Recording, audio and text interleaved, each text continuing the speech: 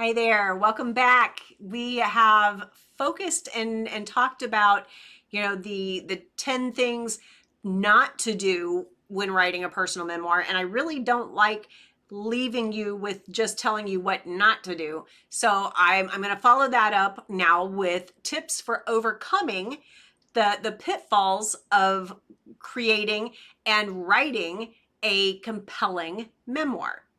All right, so this is the 10 things that you can do, that you should do to make sure that you are writing a great memoir. Now, number one, focus on your theme.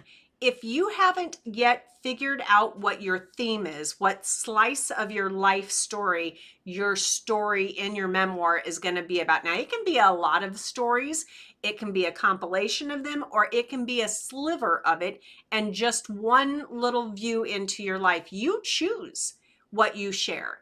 Nobody says, you really need to talk about that. That's up to you. But what you do need to do is make sure that you have that identified in advance and that you know what you want to share, and everything that you talk about throughout your storytelling will actually feed into that one main focus.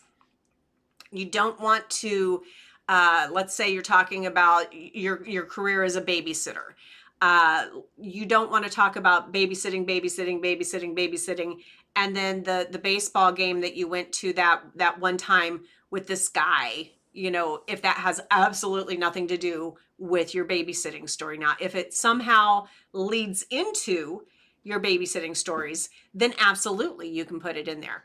But if it's over there on the left field, haha, baby or a baseball story, then obviously you don't want it in there. So go ahead and pour it out of you and copy or cut and paste it into a different document so you never throw away your work, but it comes out of this story. So make sure that your focus is clear and everything in your story feeds into that focus and your theme. Number two, create an outline. Now, if you know me at all, and I hope that you do, I am a huge proponent of outlines. It's just almost impossible to really remember everything that you need to get inside of something without using an outline of some sort. So like when I'm talking to you, I'm just talking to you, but I do have notes of what I want to talk about because I don't want to mess up and leave something important out. And because I want it to be natural, that's good because I want to be able to have that conversation with you. But I don't want you to miss out on my best tip ever, number three, and because I was just, I got myself squirreled or something. So it's important to be authentic and natural, but you do need to be planned and prepared as well. So find a balance with that. If you see me every now and then looking, I'm not reading a script, but I am reading my notes of what I wanted to tell you about. So it's just very important. The same thing goes when you're in your story.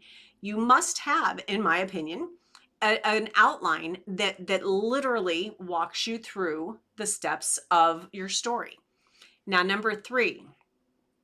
Now, this is the one I almost didn't tell you. Be honest. Just be honest.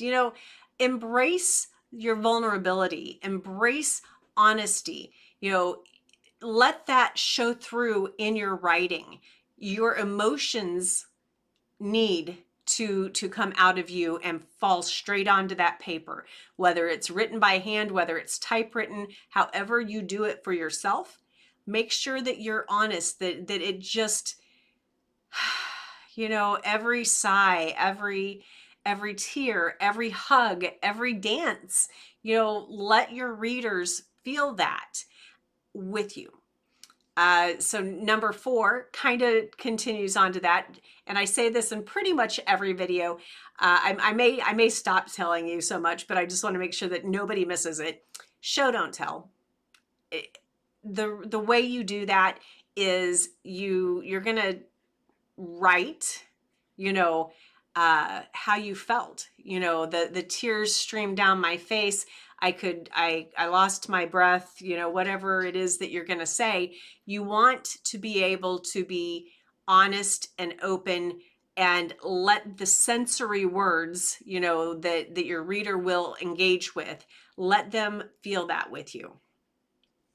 Number 5, develop your voice.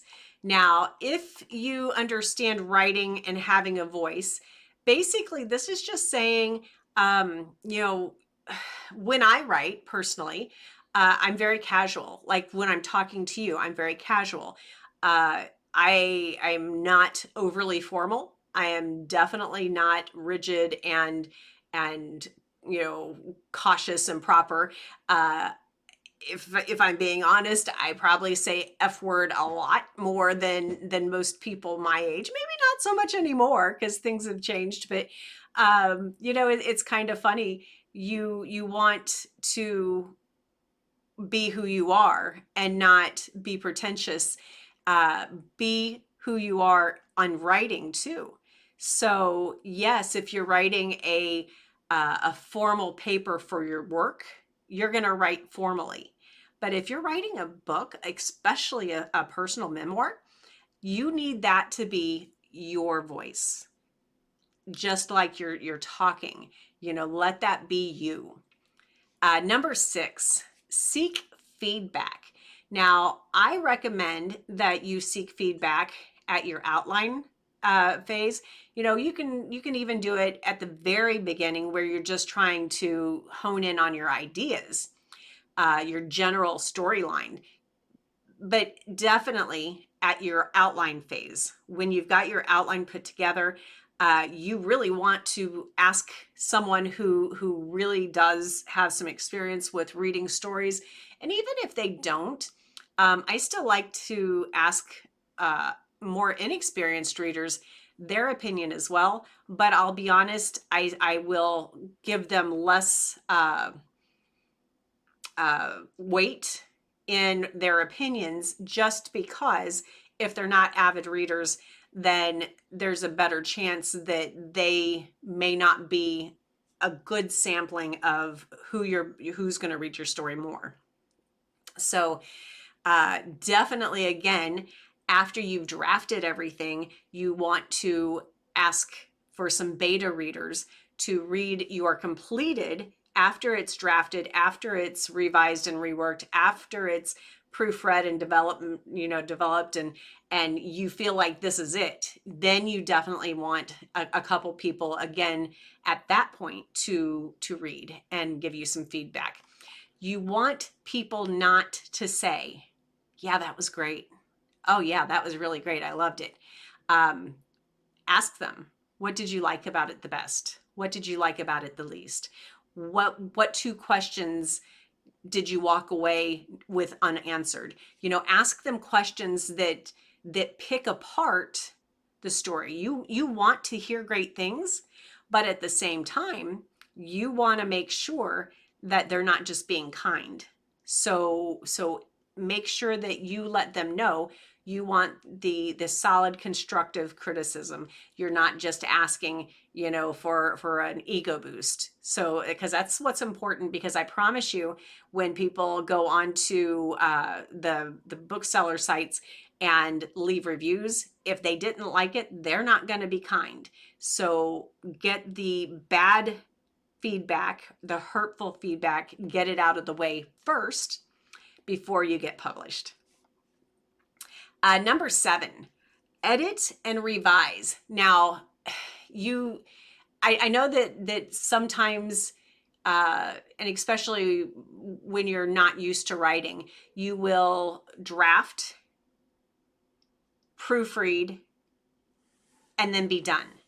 But that's not really all you need to do. You need to do some critical thinking. You know, make sure that the way you wrote it follows the outline. Make sure that everything is solid for what you want. And did it make sense? Is it in the right order chronologically? You know, and then also you want to go into your proofreading and things like that. but that's not your only part. But just edit, edit, edit, edit, edit ruthlessly. Then, do your refining and your polishing after you've done the editing. Uh, Number 8, and this is important, even if, and I'm hesitant to say this, but even if you have to watch the TV shows or something like that, read other memoirs. I strongly recommend you read them, because the books and the adaptations of the shows are often very different. So read other memoirs, especially the more successful ones, because you want to model the success. Number 9, be patient. Writing a memoir is very complicated, it's complex, and it is an emotional journey. You're doing it because it's an emotional journey. You're doing it to help yourself work through some things in your life, and also to share those experiences with other people so they don't have to take the bumps and bruises like you did. There's a lot going on, but just be patient with yourself, with the journey. Make sure that as you go through it, that this is a process. My finish line is over there. I'm going to get there. And as long as you're moving forward, that's all that matters. You don't have to beeline straight over. That's not the goal. The goal is through the therapy and the self-healing that you receive on your own. Okay, number 10, stay true to your story. Remember that your memoir is your story. It's not anybody else's. Nobody can tell you what to put in there, what not to put in there. You have to face the consequences of what you've put in and what you've decided, but it is your story to tell. So just stay true to yourself, to your story, to the reason you're telling your story. Things like that will pay dividends emotionally and possibly financially on the other side of your completed memoir. There you have it, guys. The top 10 things to avoid when you're writing your personal memoir, followed by the ways to overcome the pitfalls. By following these guidelines, you'll be well on your way to creating a powerful, engaging, and authentic memoir that resonates with your readers.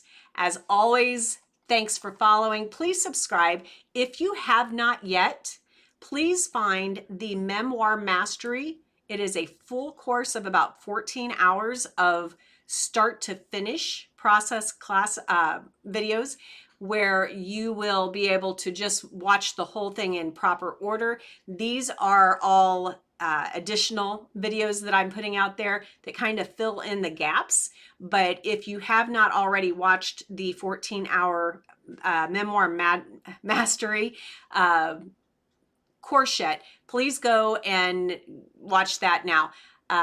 14 hours, I know you may not be able to do it in one sitting, but it is broken down by chapters. You can definitely bookmark your spot and then come back to wherever you left off. Subscribe if you haven't yet. Please comment below and let me know that you subscribed, and then let me know what questions you have, what other videos you would like me to add, and I will definitely get into the comments with you and make sure that I am always making you some new fresh content. All right, guys, have a great day and get your story out there. It is absolutely, people are waiting for it.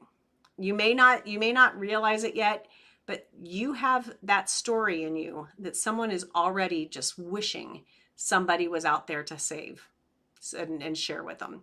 So on that, I am Sydney Brown, and I will talk to you soon.